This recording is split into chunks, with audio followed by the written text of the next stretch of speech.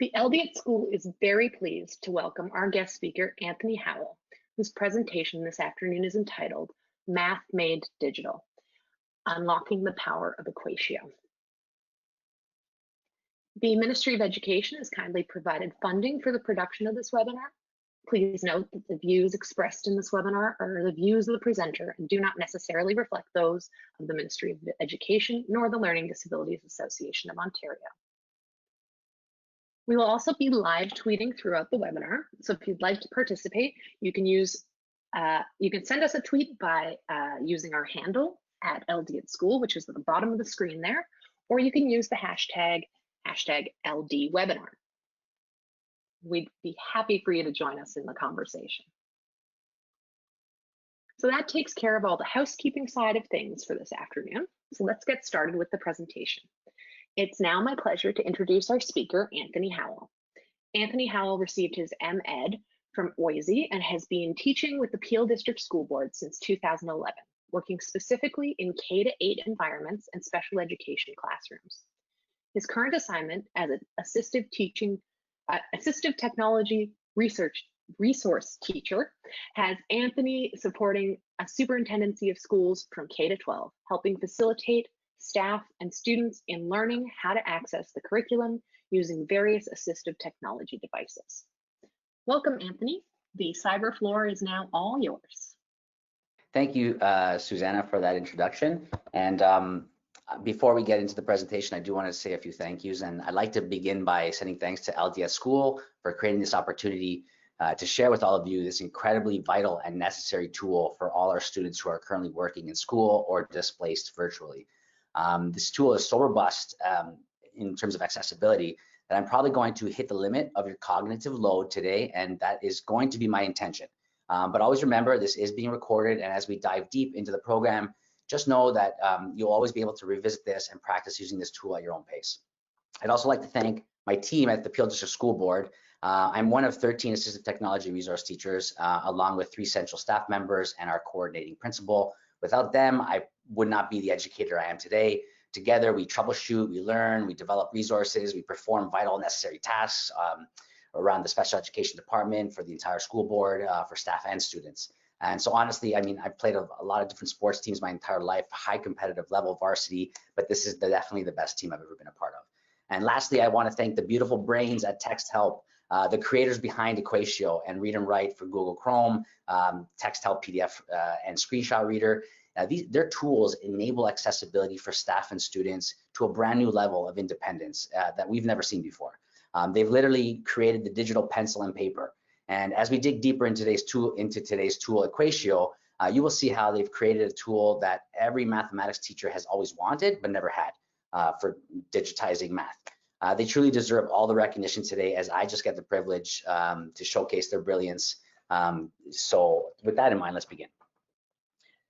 Equatio, again, is built on the principles of universal design for learning, providing students with the multiple means of representation, engagement, and expression. And that equals or equates student success for all, learner profiles, and gained confidence in math.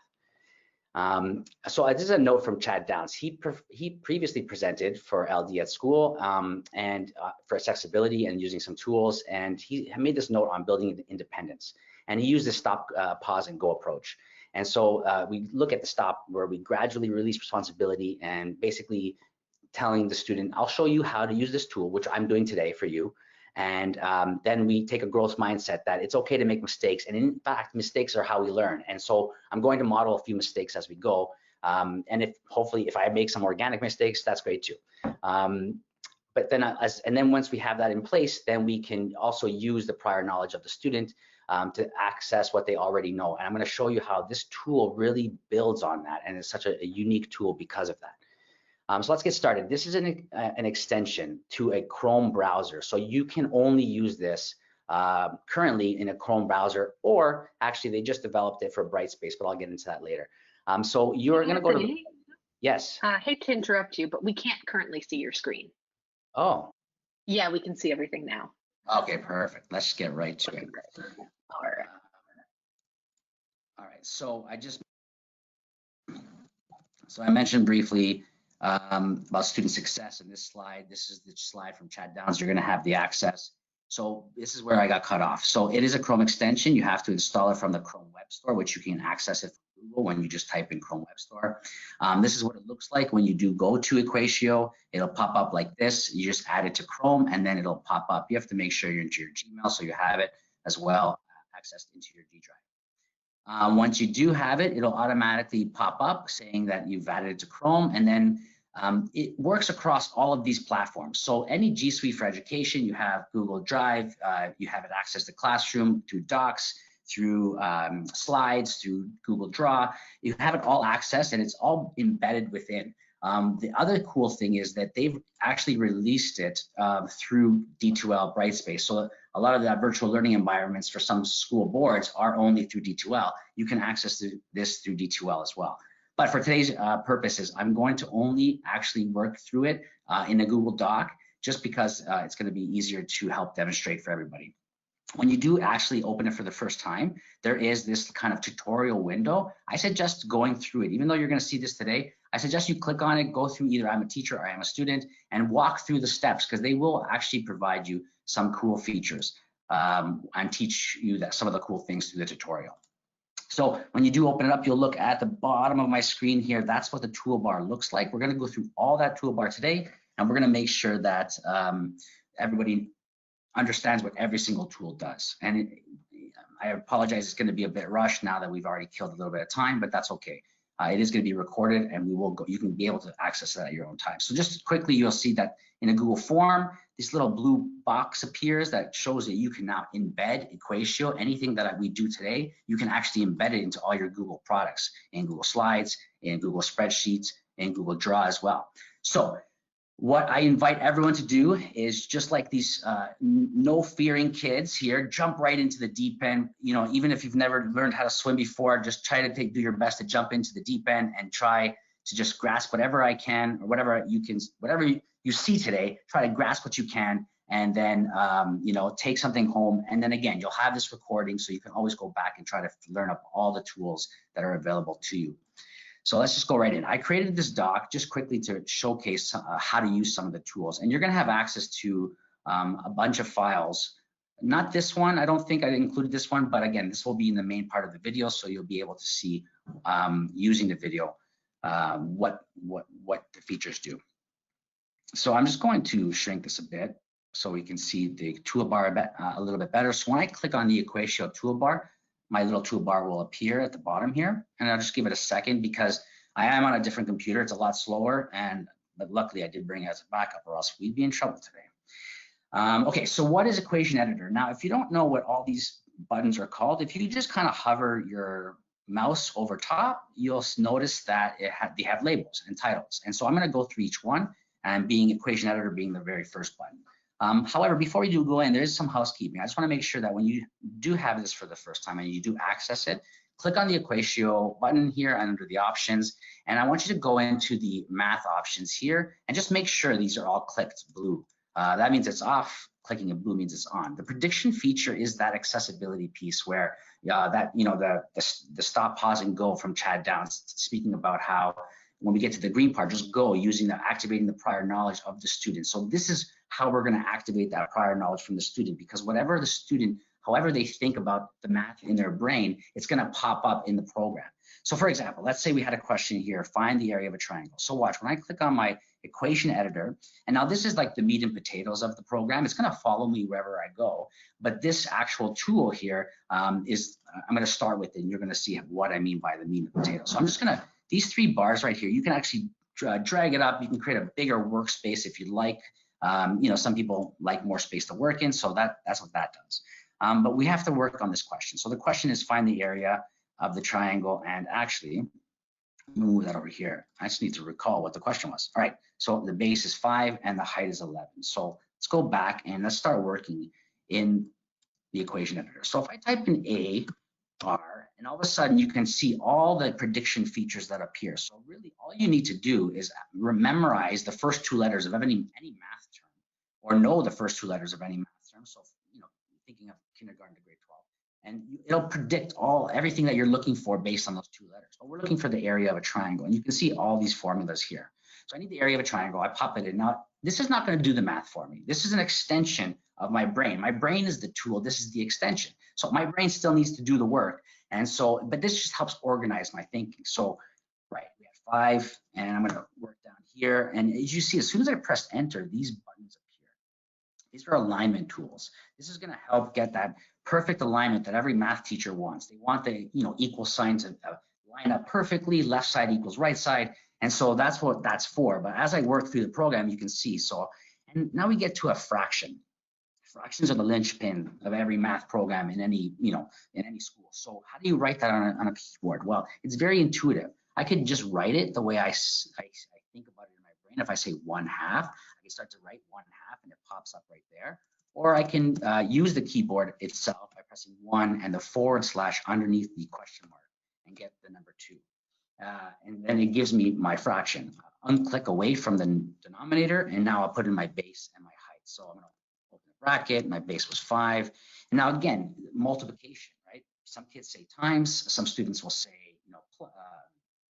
multiplication or multiply. But no matter how you say it, or however your brain thinks about it, it pops up and it predicts. So there's times, or if I say multiply, there it is as well. I'm going to use a dot. As you get older in grades, we want to get away from that operation symbol and use the dot, and we're going to say 10. Now we have to include units, right? So the units were centimeters, and again, if I just type in centimeters, it pops up and it predicts it for me, and it gives me that right there. So let's go ahead and just finish this question and say, 1/2 times 2 or 5 10 is 50. I guess I could leave that, but keep it like that so we know. Oop. Centimeters, and then we're going to get to the last part, which is 25. And we get to here to a point where we need to square it. So how do you write that superscript, right? That up above. So again, the same idea. However your brain thinks of it, you just type in squared, and it automatically appears and it pops it in. So you're going to move this up. So you can see that now I have my answer, and it's fully nice and not really in line. So that's what I'm going to use these tools for. I'm going to use these tools to help align what I have here. Sorry about that. So you can see how I have the equal signs all aligned now, and I can go ahead and insert my math. So when I insert my math, I don't have to do anything else. The program works by itself. It's like magic. It does everything. My hands are, like you can see my hands, and it basically just pops it right in. Oh, wait, well, that didn't work out. So wherever my cursor is, that's where it's going to put the math in, but I want it to go into this box. So here's a good little trick. If I click on the image and I break the text, I can now drag it wherever I want it, and I can go ahead and bring it into the question right here to help, to help organize it a bit better. Not so nice there. Not so nice there either. Maybe because I didn't create a line. So watch this. Here's a cool feature that I'm going to go ahead and erase this. Right? And I'm going to go click right here to create a new line. But if I go back to my equation editor, it's all right there. So another cool feature is that it doesn't actually delete anything that I've worked on previously. It kind of saves it and puts it where I want it to put, or it kind of doesn't let it go. So I'm going to go ahead now. It's nicely in line there. I'm going to create a new space by hitting enter on my document right here, because now we need to write a therefore statement. But now I'm looking at my math, I've done all the steps. All the steps are correct, but I just realized I did make a mistake, right? My height is 11, not 10. So all the steps are correct. As a student, I might feel frustrated that I have to go through it all, but this program, again, it's really intuitive. So I can either go back and have it already saved, but an even better option, which works anywhere, is that these images aren't static. They're very dynamic. So when I click on them, I can go ahead and edit my math on this button right here. I can go back into my math, and it's going to replace the image with the right answer, or with my update. So that, just change that, and I'm going to go down here. It was 27.5 like that, and now I'm going to go ahead and insert my math. Again, the magic in the background works without me doing anything, and I go ahead and close it, and it's all updated right there. So it's really, really cool because it doesn't, it kind of limits the frustration, because the student did the right math, but they just had the wrong variable or the wrong number in place.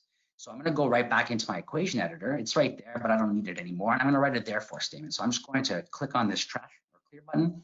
But if I was working, let's say, with, let's say, area of a triangle for lots of questions, and I wanted to, let's say, save this formula. I have a favorites button here, which is really cool. I can go ahead and favorite this button, give it a name, and just say area of a triangle, and I can save it in my area right here where I get my favorites, and I can list them. I have area of a trapezoid, a triangle, and I can unfavorite them to get rid of them. That's a quadratic formula. So you can kind of see how it kind of helps. I can personalize all my features and my favorite tools. And so we want a therefore statement for this question. But every time I write therefore, right there's those 3 buttons, but say the area, you see how everything's always being predicting and it's always like listing this list. It can get kind of, distracting for the student. So let's temporarily pause that by clicking on the text button. And I'm going to go ahead and say now the area of a triangle is the area of the triangle is 27.5. Now we want centimeters squared, right? So I'm going to just click outside of my text box, and I'm going to get that prediction feature returned right back to me without doing anything. So that's a really, really cool feature too, because again, it helps, it's intuitive, it helps the students not have to think too much, and everything's at the click of a button. So equation editor is your area where you're going to create equations. It's the meat and potatoes. You're going to see as it follows me wherever as I go through the tools, you're going to notice that it will be a large part of the program. But there's more, especially in this equation editor. Like that was just the area of a triangle. But if we're talking about like multiplication, and we're using 3-digit verticals. So again, it's not going to do the math for me, but it's going to help me organize my math digitally to help me process and do the math. So, all I have to do is insert the numbers, and all of a sudden I can work with, the math. Now, I'm not going to do this math right now because that's going to take a lot of time, and we're running short for time. But just so you know, there are lots of things in this equation editor. All you need to know is the first 2 letters. So equal to, I just type in GR, and there's everything there. Now you can also see, I'll make mention, there is like really high level math going on in science. And so again, this program is for K to 12. Like it can get very basic in the math space to use with kindergarten, primary students. But again, it also goes towards grade 12 as well. So again, any first 2 letters you can think of, just type it in and it'll show up. And that's what's so amazing about the program, because it has that accessibility feature. However the students think, that's what's going to happen as it populates and predicts what the students are thinking. So it just builds confidence in math. It really is an amazing tool. So let's go down to the next feature, the handwriting recognition tool. I'm going to skip 1, 2, 3, 4 buttons, or 5 buttons here. Oh no, 2 buttons, sorry. Skip 2 buttons and get to the handwriting recognition tool. We're going to go back to these 2, but these are kind of connected to the equation editor, so that's why I want to get to them now. So when I click on handwriting recognition tool, look what happens here. I get my equation editor. It's still there, just like it was in my equation editor here. I have my handwriting recognition tool here, and so but now I can use my hand. And if I have if I'm a fine motor skill expert, or if I like, I'm a kinesthetic learner and I like using my hands, and a lot of these Chromebooks are they have touch features on the screen, so you can go ahead and use your finger. Like my screen, unfortunately, it's not a touch screen, so I'm going to use my mouth, so it's going to get sloppy. But if I wanted to actually write, I can start to write everything down on my equation editor. Oops. And let's say 2y, and I can go ahead and put an underline, let's say over 2. And so I can create anything I wanted using my finger or by touch. And if I did make a mistake, you can scribble it out, and you can reapply it, and it fixes it in real time, and you go ahead and search your math, and the magic happens in the background. Really, really cool. I'll put this over here maybe. There we go. So you can see how handwriting recognition tool is basically a different variation or an accessible tool to the equation editor using your kinesthetic learners or your touch. So your speech input, exactly the same thing. So if I go down to speech input and I get my equation editor here, again, see how everything follows me? Really important to note that things don't just erase or disappear once you're done with them. And I really love that, because we're never really done with the work. We're always improving, we're always working, we're making mistakes all the time. And so it's really important to know that it kind of follows you wherever you go. But I am going to get rid of it because I want to showcase a new feature. So equation editor on the right, speech input on the left. So when I go to the speech input, it's really, really fascinating because it doesn't pick up any of the non-math terms. So I'm just going to go ahead and click on the record button, and I'm going to show you what it can do. 3x plus 4y, oh, it's really snowing outside today, oh, equals 5. I'm going to pause it. So you can see how, now that disappeared. My recorded speech disappeared, but it did show, I don't know if you saw it quickly, but you could see in the recording, it picked up everything that I said about it being, snowing outside, but it doesn't pick it up in the math. And that's amazing because, a lot of students require time to, chunking the time processing or time to process information. And so they might say 3x, I'm thinking like 4y or whatever. And, it doesn't pick that up and it only picks up the math. So that's really, really important for our learners as well. So I'm just going to go ahead and insert the math, click on that button below, let the magic happen, and it pops in right there. So again, Equation Editor is the meat and potatoes, but handwriting recognition is that kinesthetic accessibility, speech input is that voice input accessibility, and now we're going to go back to Latex Editor with Screenshot Reader and Discoverability, which are kind of connected. So Latex Editor. Again, here is my Equation Editor. It's followed me where I am here, but this is a different input. So I'm just going to go to Google and I'm going to pop something up. I'm going to show you something cool. So if I just type in fractions and I find this image. So this could be from the teacher lens, but it could also be from the student lens. If I find, let's say, let's see.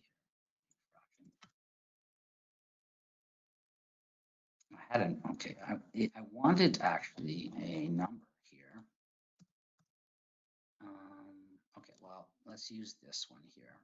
So let's say, for example, I had this question right here. I open this image and I wanted to take this multiplying fractions question and I wanted to bring it in. So I'm going to go and open up my Equatio extension. Now, this is like a mini version. You're not going to get the full accessibility of it into like the Chrome extension in here, but what's cool is that when I go and take a screenshot of this math like that, it's going to process, it's going to think, and it's going to recognize the math. 2/4 times 3/6. So, not just as a student, if I want to learn how to say something in math, I can screenshot anything now and learn how to properly say it in a mathematical term. But in these 3 dots and these more options, I can copy the LaTeX, which is the code of how to create this 2 times or 2/4 times 3/6. And now I can come in here and I can right click and paste the LaTeX code to get that exact same question. So that's really cool.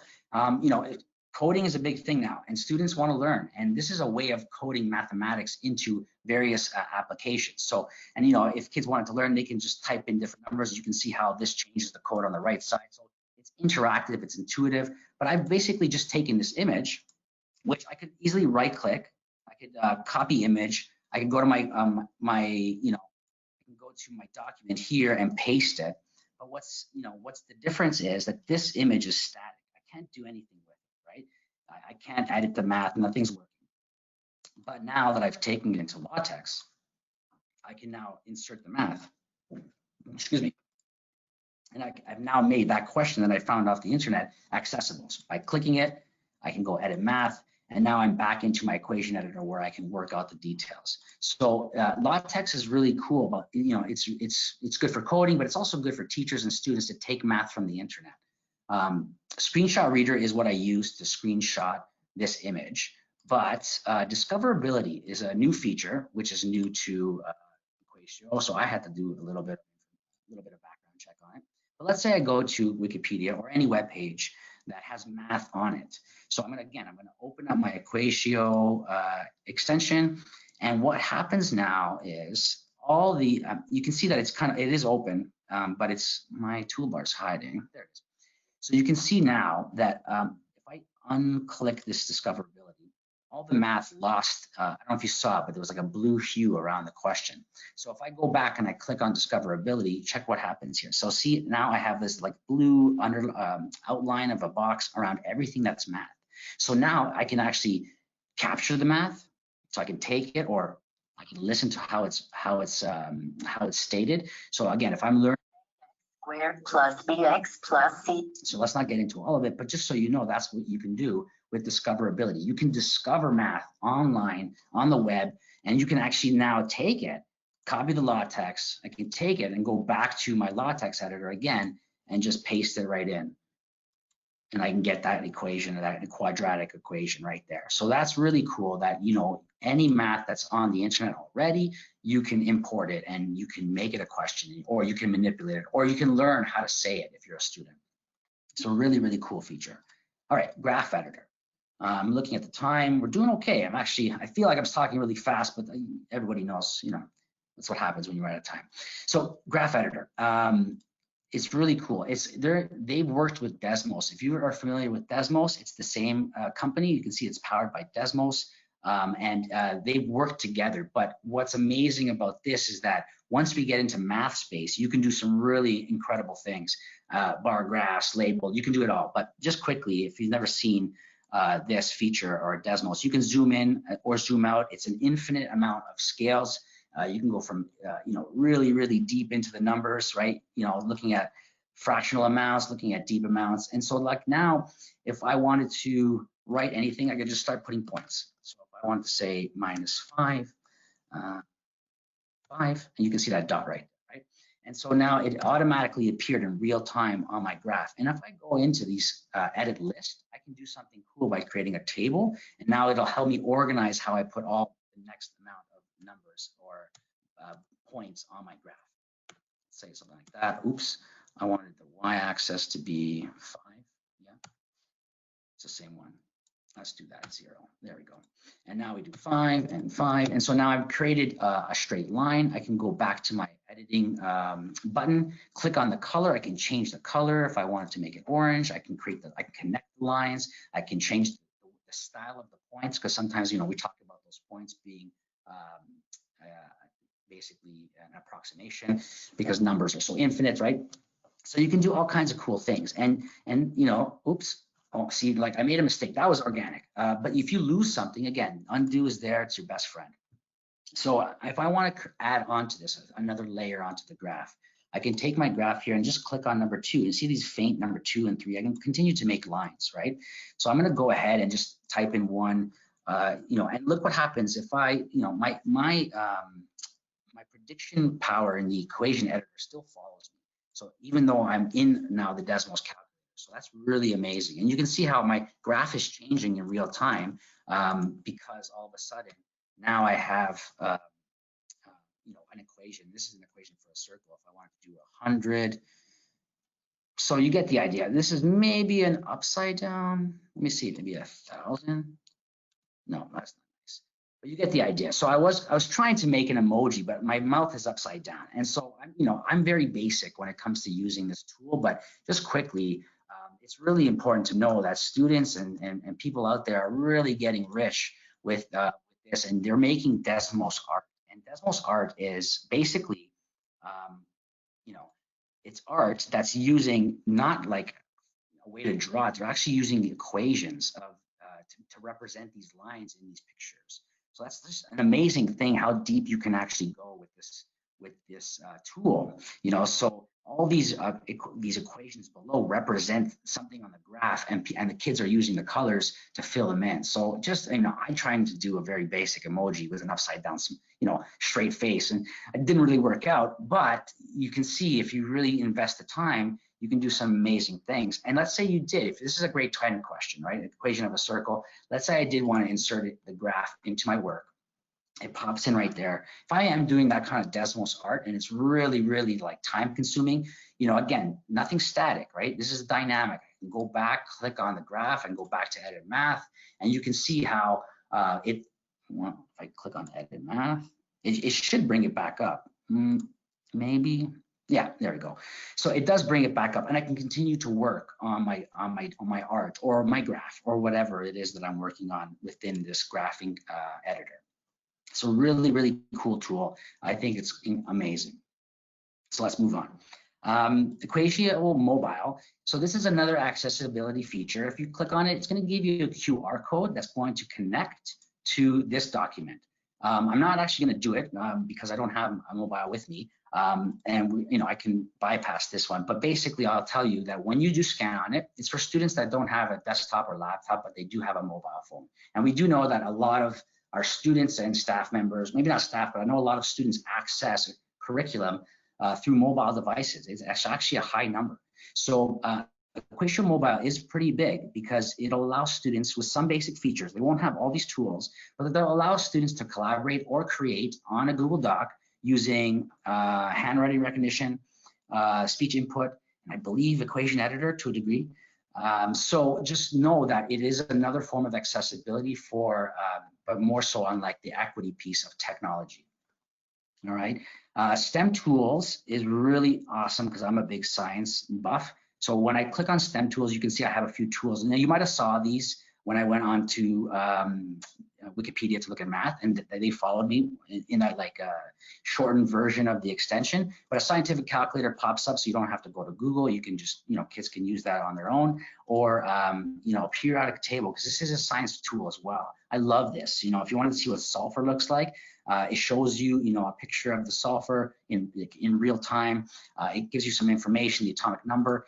This is just a really cool tool because these are the Lego pieces of Earth, and Lego pieces of our solar system, and the Lego pieces of everything from the table to our eyes to our clothes to our chairs. And it's just like, and it all came from the guts of a star. So I think that's really cool. So I like that it's in there. And then you have your molecular viewer. So if I ever wanted to showcase what carbon dioxide looks like, well, disulfide, sure, whatever. You go in, you can move it around, you can twist it around, you can change the way it's represented, and so forth. And it's just a really cool tool. So I like the STEM tools, but I know this is more making math digital, but I did want to showcase that. Okay, so we're getting to the point in the presentation where if everything I showed you already was kind of big and robust, just know that's just the tip of the iceberg, because the math space here is like the bread and butter of the program. So I'm going to click on Insert Math Space and watch what happens. It's going to take me to a brand new space. So this brand new space, taking some time, I apologize, I have this little slower computer, but it's going to take me to a brand new space with the same tools, but also a few new tools. So I still have my equation editor that, like, if I were to use my equation editor quickly, just to show you, area of square inserted, it doesn't go into my document anymore. It actually goes into my, this little toolbar is in the way. Let me just move this here. It goes actually into this math space. So it doesn't go into the doc anymore. So everything that I insert is going to go right into this math space, and I'm going to create whatever I want and then put it into my doc using this button right here. So what's cool about this is that I have some of these cool smart shapes. So smart shapes are interactive shapes. So if kids are familiar with video games, the way I tell it to them is it's like an avatar or a skin of an avatar where they can manipulate, change the way it looks, put on different clothing, whatever. So it's kind of really cool. So if I have, let's say, a protractor, open up my protractor, and I have this on this right side. This follows me with whatever I use in MathSpace. This is like my avatar skin. This is how I change things. So I'm going to go ahead and change the graduation to 10 degrees so I can see the numbers better. And I'm going to go ahead and let's say, if I told the student, can you show me how to make a 47-degree angle?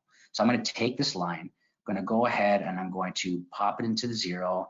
I'm going to try to find 47 as best as I can, 44, 46, 47. And then I'm going to go ahead and move this away. Oh, okay, so see what happened. I tried to move the protractor, but I created more lines. So in order to move something now, whenever I choose an option in here, I have to use this new select tool. So the select tool will allow me to move things around. So I can go ahead, just move this over to the side, and I can go ahead and move this new angle that I created. Okay, so same thing. So I tried to move it, but it's not connected. So I'm going to use my select tool. I'm going to highlight everything, and I'm going to group it. And now I have it all together. And if I wanted to, I can use another smart shape tool called angle measurement.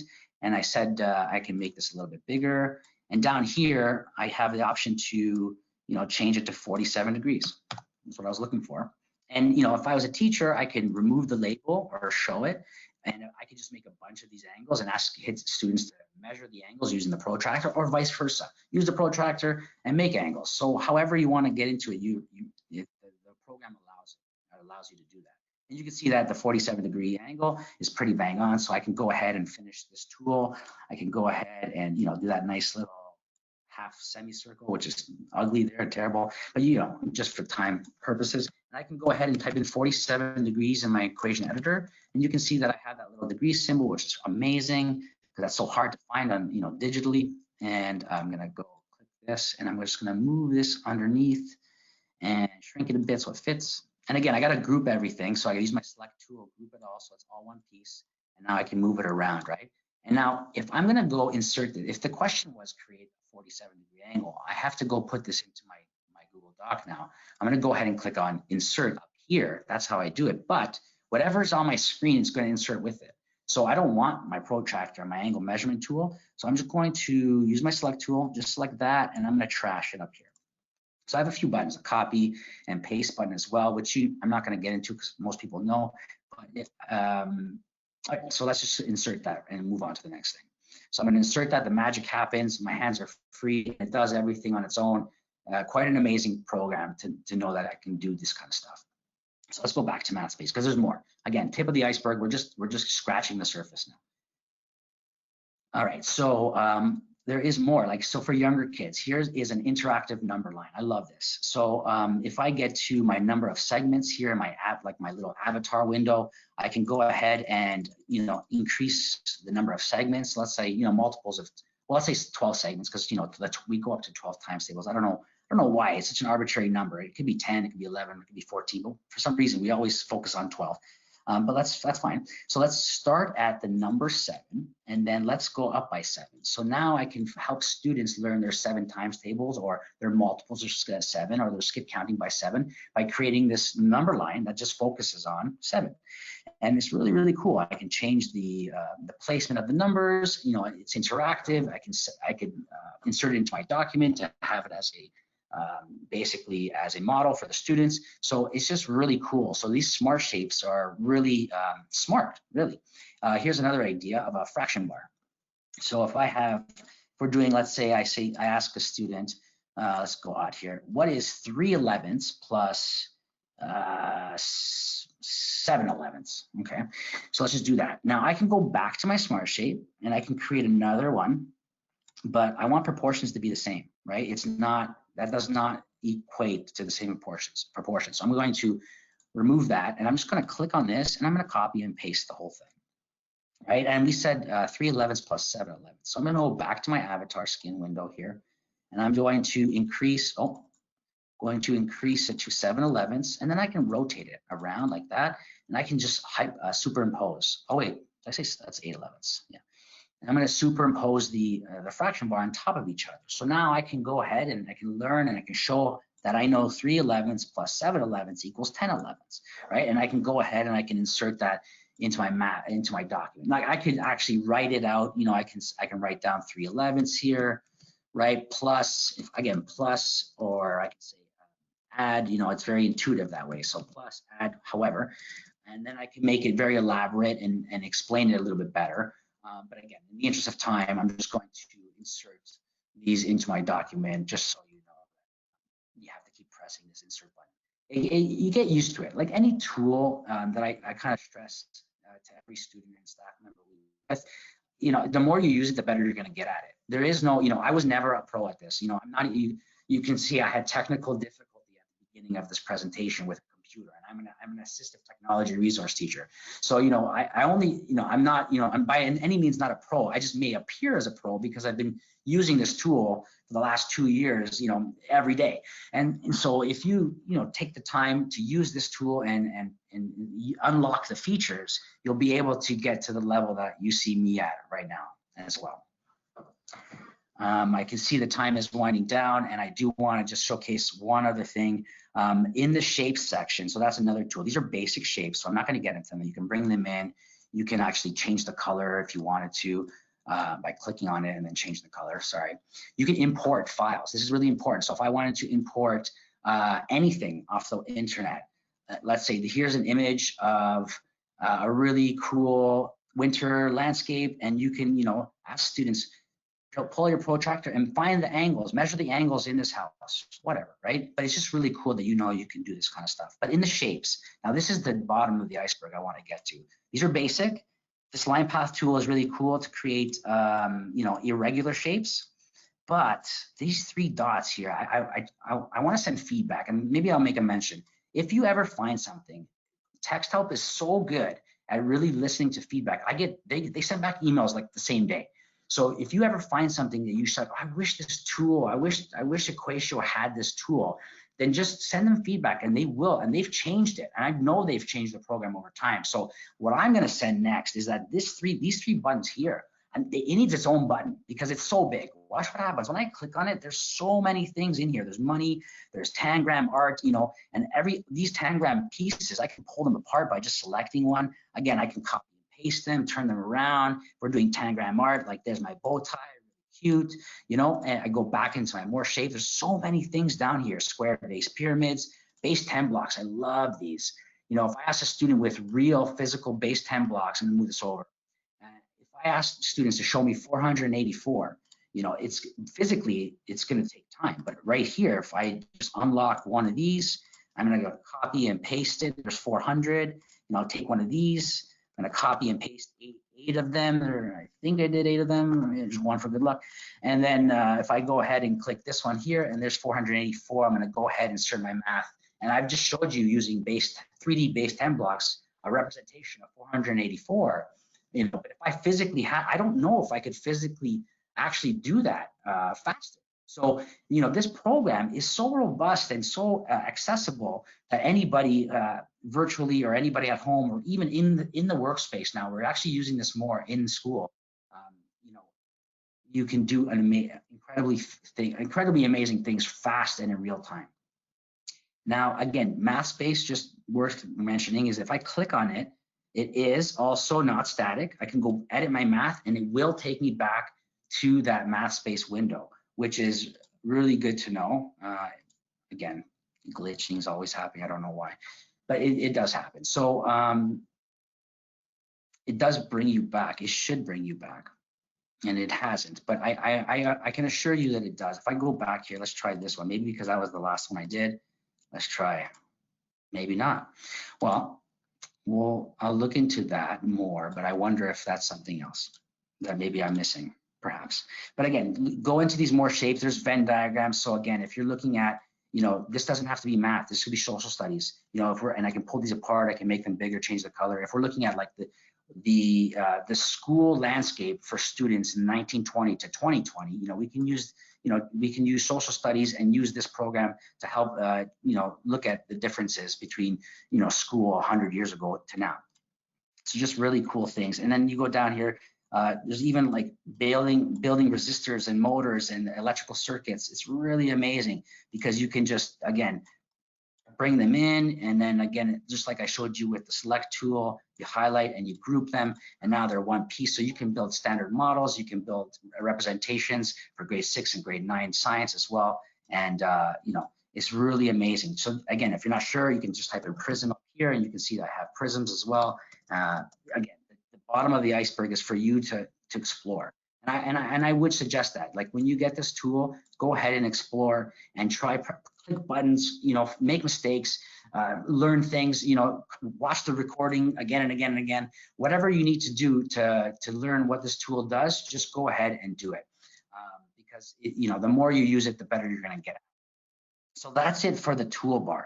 I do want to end it there, but I'm going to go back to the presentation because there is just a couple more slides. For teachers and staff members, assignment and assessment. There is this workspace, and it's everything in this presentation that you're getting is hyperlinked. So don't worry if you're not sure how do I get that, because you can just click on everything that you see here, and it brings you to this math space where what's amazing is I've created, let's say, this question, right? Find this, and I created this in math space. Find the angles of this what is it, a playground?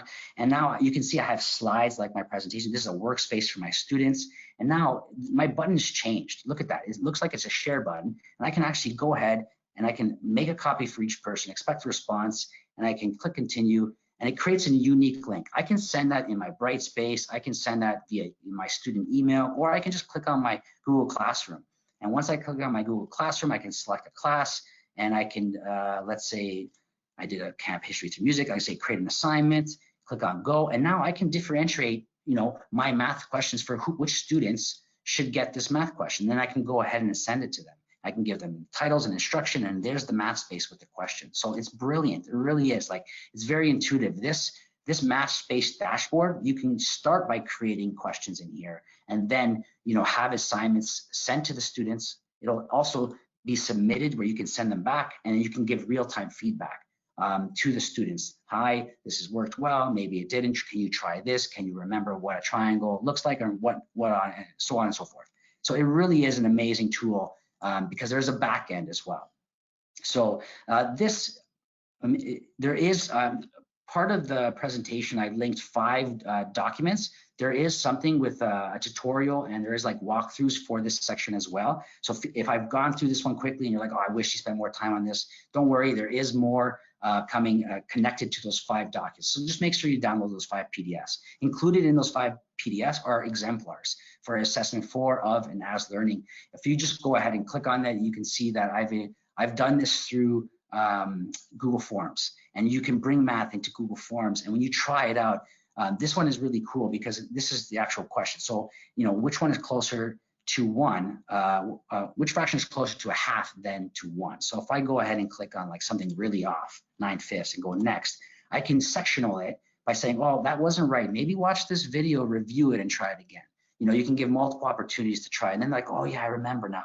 And you're like, okay, maybe it's, you know, 7/10. You're like, oh, well, you know what? You're closer. You know, check out this fraction wall, and so forth and so on. And then you can finally get the right answer, or at least guide the students and help them out to know that the answer is 6/10. And then it'll go on to the next question. And you can embed. Students can click on the Equatio link, and they can actually, you know, build in the math within the Google form as well. So that's all there for you as well. You have the opportunity to have these exemplars, click on them. You can make a copy, and then you can manipulate, change them however you want, but you have them for you as well. All right, pricing. So I implore everybody to beg to their principals, beg to their school boards, because obviously if you go for the whole district school board, it's $1 per student, super cheap. Peel District School Board has purchases for every staff and student out there. I'm not sure about other boards, but we have. But you know, if you have a principal and says, I believe in it, but you know, the board doesn't, but I believe in it, then it's, you know, $10 a student. Parents out there, it might sound expensive, but really $100 is not that much money for what this is unlocking and the power that it has. However, one thing worth noting is it is free for teachers. So if you click on this link, again, this is hyperlinked. This is a form that any teacher can apply for, and they can get read and write and equation for free. But again, if you're a teacher, you're going to want to use this with students. So I definitely would implore you to go back to your principal and ask them to get it. And when I say free for teachers, I'll remind everybody it's any staff member in the board. If you have a board email address, if you're an EA, a DECE, an educational resource facilitator, you know, anybody, a psychologist, school psychologist, it doesn't matter. You have it free as long as you have that board email attached to your name. And finally, with a few minutes, I apologize for going over, but it is what it is. I apologize. But if there are any questions, now would be the time to ask. And my homage to Alex Trebek. By the way, I made this presentation before he passed away. So this is out of respect, not out of making fun. I watched Jeopardy all the time. I loved Alex, and he was like part of our household. All right, Anthony, thank you so much. Oh, I think we're echoing. I'm going to briefly mute you, and then I will unmute you. All right. So thank you so much for that presentation. It was a deep dive. It was fast paced, but like Anthony said, the recording will be available to everyone. So feel free to come back, look at things over again. And I will be sending out all the slides and links to everything tomorrow. So you'll be able to look into these documents with a little bit more time, to think about things. Just really quickly, while you still have Equatio open on your screen, one of our first questions that we got from the audience was how to teach time using Equatio. Are there clocks available? Great question. Yes, there's a few options. So let's get right back into that. Where's the deep dive? There are two options.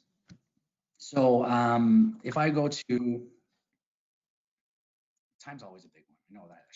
And I usually do mention it, but again, running for time, it might have subsided me. So I'm going to open up my toolbar and I'll show you in it's in Math Space. So if I go ahead and click on the Math Space button here, there's that smart shape. Remember the one where it's like an avatar, you can change the skin of it. So I have my clock right here. So I can make it as big as I want, or let me refresh that. Sometimes when you go off the screen, it kind of, it just rejigs itself. And then, what I've basically, I guess I'll mention this now since we're recording. Anytime there is an issue, 99% of the time it's solved by clicking this little refresh button. And so it's been a savior. So I'm going to go ahead, except for the beginning of this presentation. So here I have this clock. I can change the time in real time, or just, if I want to work, I don't know, let's just say you have the ability to change the time. Let's say, oops. All right. Let's say 3:33 and 33 seconds in the PM. Okay, and it shows in real time. You have the ability to show the hands or not show the hands, show the second hand. I don't know why I changed the numerals, the stroke width. However, in the more shapes down here, that little bottom of the iceberg, there is a, okay, I can't find it, so I'm gonna use the function here, the clock face. And this is just a blank clock face, which I love. And so if I'm teaching younger kids, I might model this versus that. I might ask them to, I actually have a question like that. So if I go to my Equatio text, here's an example of what I've done. If I go into that using that clock model. So grade 3, I think, is this time, perhaps. Where is it? It seems to, there it is. So grade 4 or 5, maybe grade 3, I forget when the curriculum says, and it's always changing, especially with the new math curriculum. But you look, for example, so here's 3 clock faces. Using these 3 clocks, show 3 important times in school and explain why. Very open-ended question. Students can use their line tool just to pop in a few times, 3 o'clock because I get to go home. It's my favorite time, or I guess that would be 12:15. But you get the point, right? So it's pretty cool that you have both this interactive clock, but also the clock face. And while I have you out here too, just because I saw this as I was scrolling, you can, this is not just math. Like you can, however your brain wants to use this tool, you can use it. So like this is like neighborhood planning, right? And I just imported these images from the internet. I use these lines, and then, and basically we're making a map, right? So it's not just math. I just want to, bar graphs, you can, make bar graphs within the math space and have them all labeled. It's, it's quite a robust tool that's not just math. I just want to stress that as well. Perfect. Yeah. Well, thank you for that. I'll do a few more questions. I know we're running late. If you have to leave, go ahead. You can watch the questions in the recording, but if you can, stick around for a few more minutes and we'll try to do maybe 2 or 3 more questions. If you have a question, you can still write it into the questions box, and I'm still checking and picking out new ones. So our second question, we've got a couple questions about this one. Can you use Equatio to work with Microsoft Teams, or does it only work with Google programs like that? No, it is delivered now. So your school board would have to set this up, but it is being delivered to D2L Brightspace, and Brightspace is, at least in our board, is the engine that they use for Microsoft Teams. The two that like kind of, that's where when you're in D2L, you meet on Microsoft Teams to have your synchronous learning. So it would work in D2L. But Microsoft Teams being that kind of like Google Meet, there is nowhere to showcase it on Microsoft Teams. I do know, maybe I'm wrong. I do know that there is apps on Microsoft Teams. So that's something that I don't think it's available, but I could be wrong. And it's just a matter of, again, when you go to, sending the feedback or going to their actual website, they will have all those resources. I know they have resources on their website for Windows, Macs, perhaps Microsoft Teams. I don't know, but I know that it is built within, it is offered within Brightspace, which is usually the environment that's connected to Microsoft Teams. Okay, thank you. Now I know to get the most out of Equatio, it's best if the teacher and all the students have access to their own accounts. But is it Right. it's still usable if only the teacher has access? Yeah, so I mean, the teacher, it's usable in the sense where you can still use it. Students will get a free version, which basically grays out the math space and it grays out the STEM tools. So a free version, which is accessible still for anybody who doesn't have the program, will give you Equation Editor, Latex, Graph Editor, Handwriting and Speech, and I believe mobile and Screenshot Reader. So the only thing you don't get is the math space, which, for example, if I was using math space and, sorry, if I didn't have access to the full program, I wouldn't be able to make this bar graph, because this is built within math space, because I was able to write, manipulate it, turn it around, change the scale of the graph editor, because the graph editor outside of math space, so outside of, just in a Google Doc, for example, the free version, doesn't, it's just plot and point. So I just have the ability to put points on a graph and that sort of thing. So there is some limited capabilities, even if you don't have a full version. That's where be advocates for your students, those teachers out there. Tell them, like, in this digital age where everything is virtual, like, this is a program that if your school does not have it, then they're behind and the students are behind. And really, when it comes down to it, we need to be those advocates for those students. So I would say, if you don't have it, you can still use it, but again, you're not going to unlock the full power. Okay. Now, is there any age that's maybe too young to use Equatio with? Or do you think it's really suitable for K to 12? Well, so we support primary classes, and I've seen, very basic, number line uses. But again, like, asking a primary kindergarten student to locate the space bar is a challenge, right? So, having them navigating a Google Drive and a Google Doc when they're still learning phonemes and letter sounds and where they are on the keyboard.